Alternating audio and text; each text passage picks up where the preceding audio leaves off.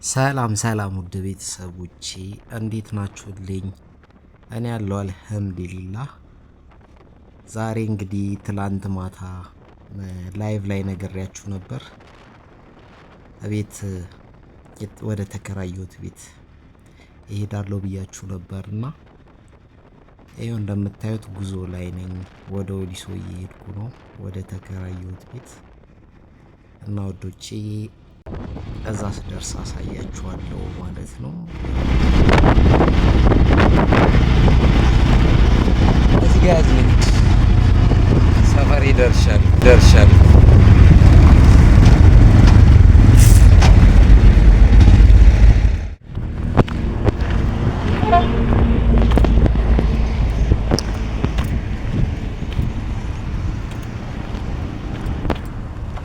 ቤተሰብ እንዴት ናችሁልኝ? እንዴት ናችሁልኝ?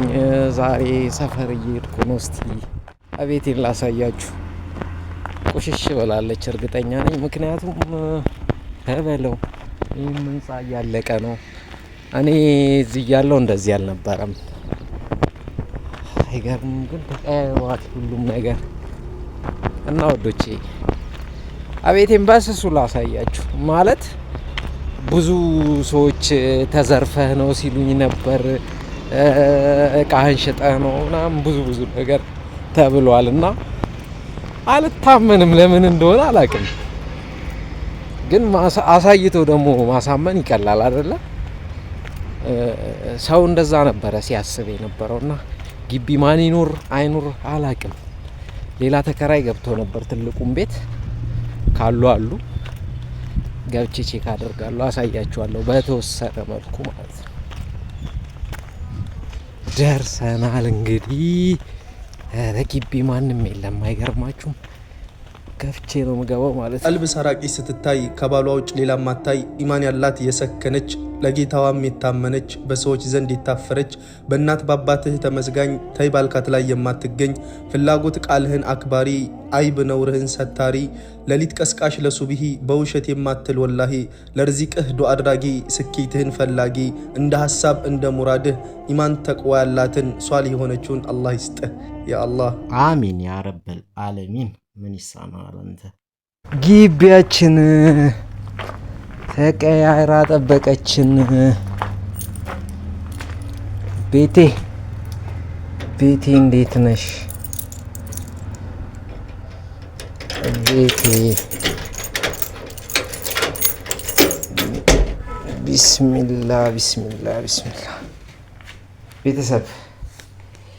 ቤተሰብ አያችኋታ ቤቴን።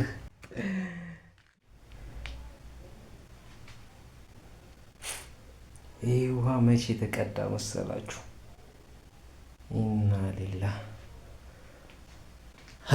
ለማንኛውም ቤተሰብ ይህን ይመስላል።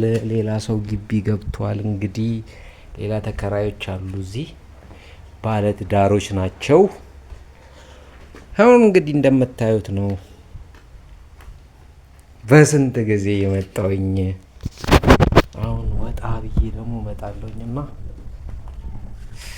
ይኸው እንዳያችሁት ነው እንግዲህ እቃውን ሽጦት ነው ምናምን ነገር ላላችሁ የሸጥኩ የመሰላችሁ ተይዞብኝ የመሰላችሁ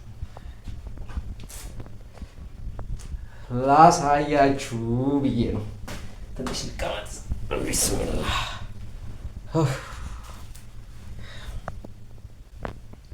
እና እንዳለ ነው ያለው። ምን ትላላችሁ? አላህዬ ብቻ ሰው ግን የተለያየ ስያሜ ይሰጣል ታውቃላችሁ። በጣም የተለያየ ስያሜ። መታመን ለራስ ነው። እቃውን ሽጦት ነው። ከግልጹን ለምን አትናገርም? ወሊሶ ትተሃል፣ ቤቱን የምትከፍለው አጥተህ ተይዞብህ ነው ወይ ተብያለሁ። እቃውን ሽጦት ነው ተዘርፎ ነው ተብያለሁ። በቃ የተለያየ ነገር ትሰማላችሁ ታውቃላችሁ። እኔ ስሜት ይዞኝ ነበረ ስንከራተት የነበረው። አልሐምዱሊላህ አሁን ተሽሎኛል። በቤት የሚያው በቃ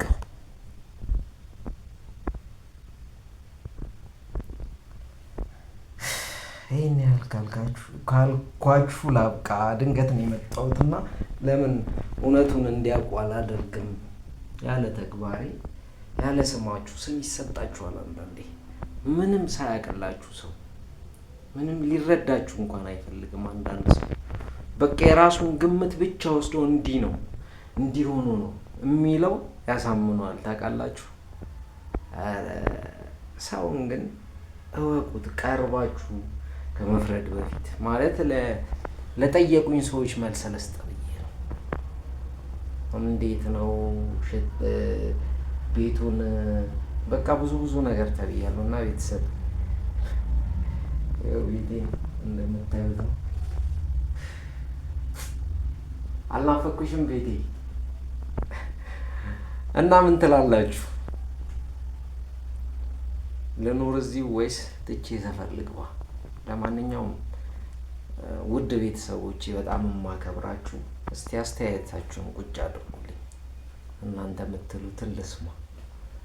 በተረፈ ሰላም ዋሉልኝ። እስቲ ናፍቆኛል። ወዲሶ ወጣ ብዬ ደግሞ ልምጣ፣ እሱን አሳያችኋለሁ። አይዶን ግን መውጣት አለብኝ።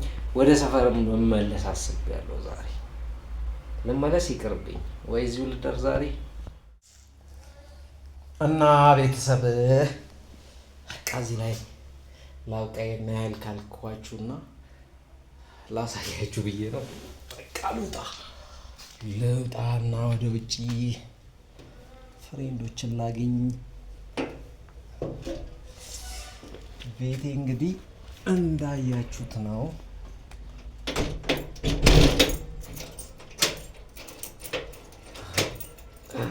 አልሐምዱሊላህ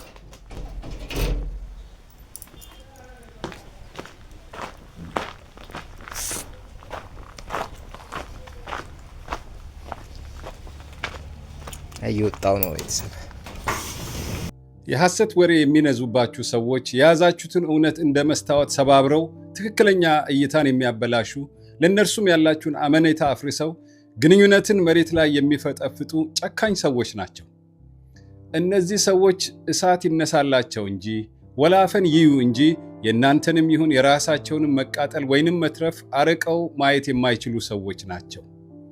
በውሸት ወሬያቸው ግርግርና ፍርሃት በአካባቢው ፈጥረው ለጊዜው ተሰሚና አሸናፊ መስለው ስለሚታዩ ራሳችሁን እንኳን እንድትጠራጠሩ የሚያደርጉ አደገኛ ሰዎች ናቸው። ውሸታቸው እውነት ስለሚመስል እጅግ ይጎዳል። ለሌሎች እንደ ከበረ ማዕድን አሳምረው የሚያወሩባችሁ ወሬ ለእናንተ ግን እንደ ዛገ ምስማር ሆኖ ወግቶ ለከርሞ ሊያሰቃያችሁ ይችላል። በተለይ ውሸትን እንደ አንድ የኑሮ ዘይቤ አድርጎ በሚቆጥር ህብረተሰብ መሃል ወሬው በከፍተኛ ፍጥነትና ኃይል ስለሚሰራጭ ጉዳታችሁን ሊያባብሰው ይችላል። ቢሆንም ግን ውሸት ደካማ ጠላት ነው። ቶሎ በሮ ሮጦ ቶሎ ደክሞት መንገድ ላይ ይተኛል። የሌለውን እንዳለ አድርጎ ሁልጊዜ የማስቀጠል ብቁ ቁመናና ዘላቂ አደረጃጀት የለውም። እንደ መድረክ ላይ ጭስ ድራማው ሲያበቃ እሱም ይከስማል። እውነት ግን ለዘላለም ትኖራለች። ልብ በሉ፣ የውሸት ወሬ ወለዱ እየጨመረ እንደሚሄድ ብድር ነው። ወሬኛውን ብዙ ዋጋ አስከፍለዋል። ዛሬ ከእውነት ላይ ሰርቆ ነገ በብዙ የማይከፍል ማንም ሰው የለም። እውነት ከውሸት በላይ ጉልበተኛ ናት፣ ተበቃይም ናት። ይህንን ግን አትርሱ። ሐሰተኛ ሰዎች በጣም የሚፈሩት መሳሳትን ሳይሆን አንድ ቀን መጋለጥን ነው። ደግሞም አይቀርላችሁም። እውነትን ይዛችሁ ቁሙ፣ ከእግዚአብሔር ጋር ታሸንፋላችሁ። እና ፋሚሊ የሚገርማችሁ ያው እንዳልኳችሁ ነው ነገሩ።